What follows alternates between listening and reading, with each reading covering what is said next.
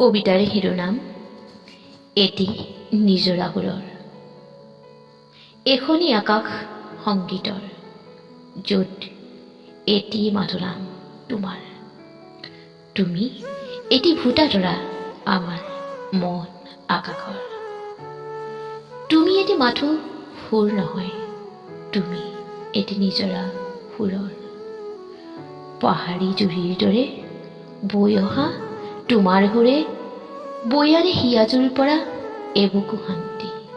ক'ত বাৰু বিচাৰি পোৱা সেই সুৰৰ অমিয়া মাধুৰী, যি পান কৰি আমি হওঁ আত্মহাৰা। আমাৰ প্ৰাণৰ দুখ সুখ হাঁহিবোৰ, আমাৰ শৈশৱ যৌৱন আৰু বাৰ্ধক্যবোৰ, সকলোবোৰেই যেন পাওঁ বিচাৰি তোমাৰ সুৰৰ মাজত। সেয়ে তুমি আপোন আমাৰ প্ৰাণৰ। হে শিল্পী, তুমি এটি মাথো সুৰ নহয়, তুমি অভিমানী প্ৰিয়াৰ দুখ আঁতৰোৱা এটি মন্ত্ৰ।